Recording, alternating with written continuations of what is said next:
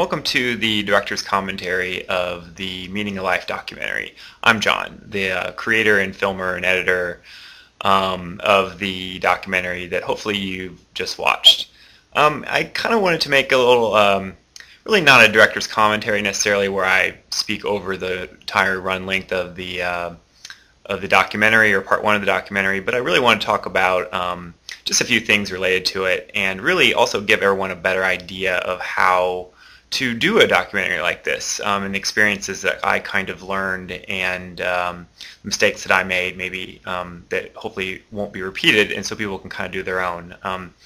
But first, I kind of wanted to give my meaning of life. I kind of went back and forth on the idea of putting my meaning of life in the documentary. I kind of decided against it pretty much at the beginning because everyone filmed the documentary had no idea what the question was going to be and was asked on camera. There wasn't one exception. No one knew the question in advance. And since I was doing a documentary, I kind of had to answer that question before I even started filming about what is my meaning of life. And I think that it's impossible to put it all into one paragraph or one setting, but I think it could be best summed up, my meaning of life is passion and to doing things with passion. And that really entails basically experiencing enough of life and the things that life has to offer to determine what your passions are, and then to really spend as much time doing those passions as you can. And I think that that does give people's lives tremendous meaning and value. And I think that when you are doing something you feel passionate about and working toward a goal, the process itself is the reward, not necessarily the goal in most cases. And I think that that really can give people's lives meaning, gives my life meaning. And you hopefully then can share that passion, and people can see that passion in you when you're doing it or when you're showing them what you're doing. And that can instill passion in other people. And I think that it doesn't mean that you do that all the time, but I think that if you are doing something that you really like to do, essentially, it makes all the other mundane details of life much easier to deal with and to get done, so you can go back to what you want to do. And I think that that is pretty much my meaning of life, but with the caveat at the end that passions change as you get older, or that you have to change them, and it's okay. And hopefully you're still experiencing enough of life where you can figure out a new passion can come along. And I think that's with YouTube and documentaries. I think that I've never done anything like this before, and I really enjoy filming things, but it's not my job. And I don't really want it to be, but it's fun. It's you can have multiple passions. And I think that my job is I make video games, and that's also one of my passions. So it's okay to have multiple ones. But I think that's about it. Probably not as articulated or as well articulated as some of the people in the documentary, but that's pretty much mine.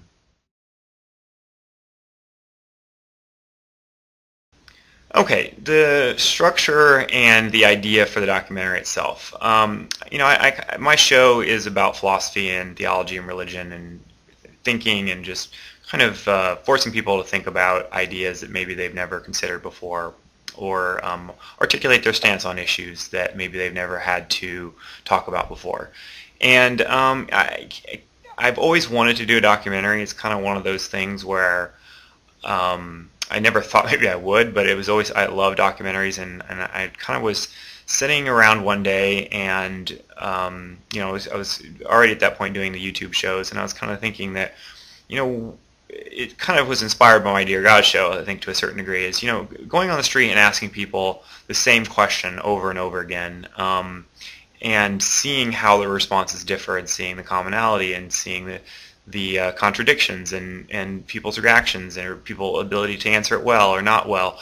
And the question kind of just came to me, and I thought possibly this is a question that you could get people to answer, and it's very personal, but at the same time I think people want to answer this question and answer it well.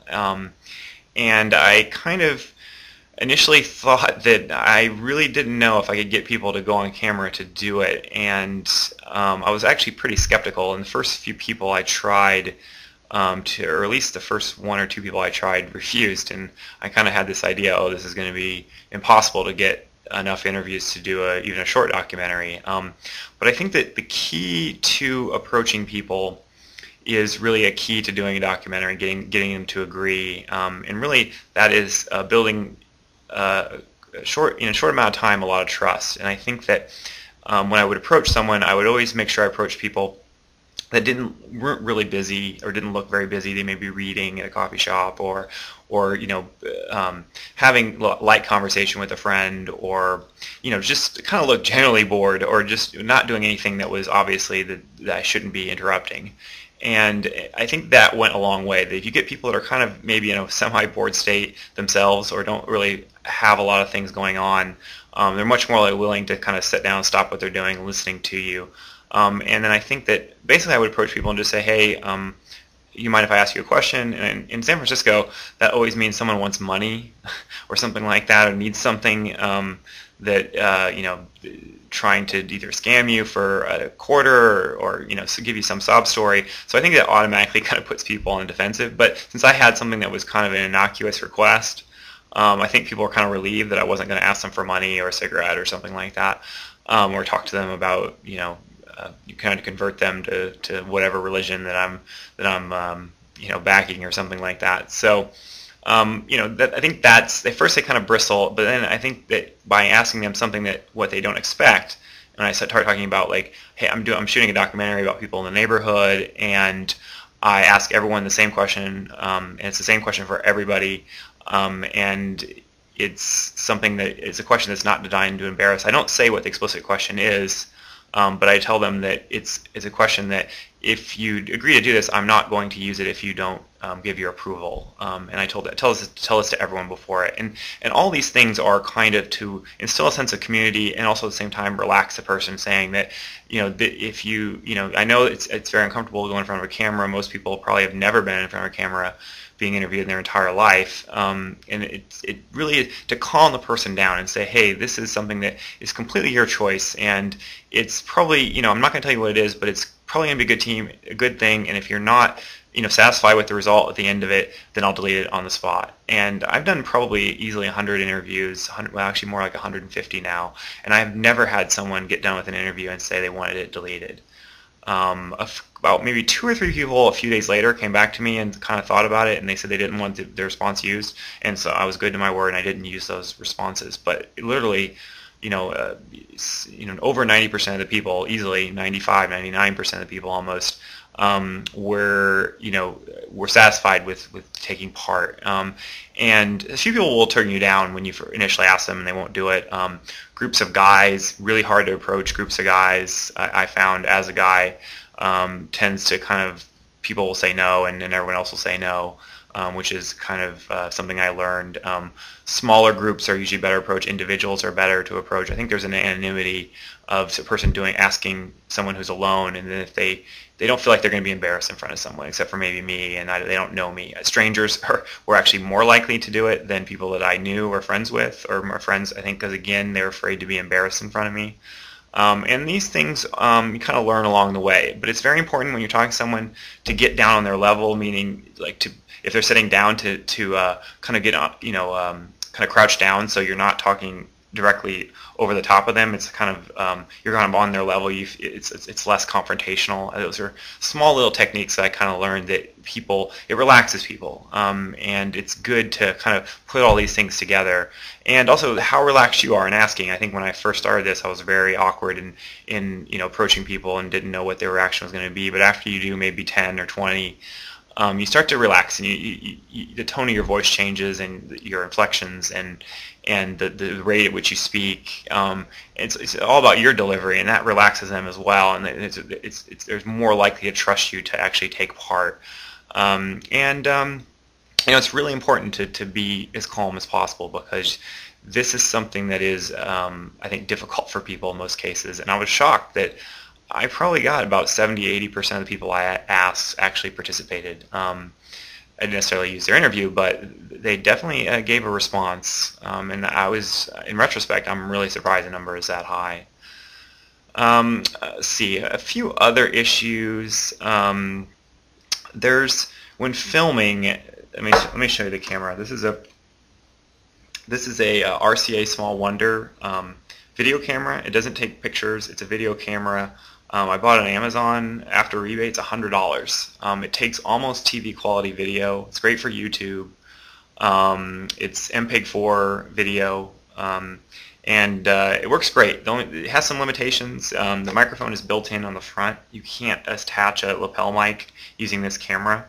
It has no zoom, really. It has a digital zoom, but it's not something that you really would want to use for zooming purposes. But it's great for doing things like my documentary, where you have control over the lighting and where you shoot, and it's just a person in front of a screen speaking. It's not recording a rock concert or anything like that. So this thing works great. There's also another, Target sells one that's the exact same design, but it's called, I think, a Pure Digital camera. It's also $100. So I recommend it. It takes half an hour video, uses 2 AA batteries. It's not rechargeable. So that's somewhat of a limitation, but it works great, and I recommend it. It's perfect for everything that I shot in the documentary was shot with that camera, and it looks actually better. YouTube compresses it down to a smaller resolution. It actually takes a better picture than what even shows up on YouTube. So I definitely recommend it if you have really simple video recording needs, or you don't have a lot of money. But some other issues with the documentary in terms of technical aspects. Sound. Sound is the hardest thing to control and to achieve a good quality with, and you can tell that in the documentary. Almost all my interviews took place on sidewalks outside, so meaning that cars driving by, or conversations, or babies crying, or music, inside of a location. People washing dishes in cafes. There's so much noise. Any type of background conversation, very important to get the person away from as much noise as possible, like an intersection, cars parking, any sound that besides the person talking, wind. Make sure you're not in a windy situation. Very, very important to be aware of those issues. I never really shoot inside anymore unless it's inside of an apartment or something where I have total silence. Much better to actually shoot outside as long as there's not a lot of traffic or wind. Other things, Microsoft Movie Maker. Oh goodness, the one that comes free with Windows, which is what I edit all my video with. It works wonderfully for the most part if it doesn't crash, or it doesn't handle really big projects. Like with all my videos put all together, it's over an hour long with over 100 clips. It will completely not work. It will refuse to output a movie. It will crash. It will. It just won't. It becomes very, very sluggish. So these are issues I would not recommend doing any type of long feature-length film or anything like that, even if it's amateurish using Microsoft Movie Maker. Short things, it works a lot better. Even then, it kind of has issues. But what can you do? It's free, I guess. They could definitely improve their product, and hopefully they will in its future versions. So yeah, that is about it. I think that's all I wanted to say. If people have any questions, please post them. I'll try to answer them. And hopefully this will encourage people to do the same. It's really, the cost is not really the issue. It's more if you have a little bit of time to capture the footage and then therefore edit it down. And kind of the editing is, for something like this was actually probably the most difficult part, because I've never edited anything of large scale before, and also it just how to organize it and what to use and what not to use and how long for it to be. Those are all issues I had really no good idea or feel to determine what was going to be the best path to take. So I kind of spent a month trying to figure that out, and I don't know, the results maybe are a little questionable, but hopefully this will inspire some people, and I'm happy to answer any questions you may have. So thanks for listening, and hopefully you'll watch part 2 when it comes out. Take care.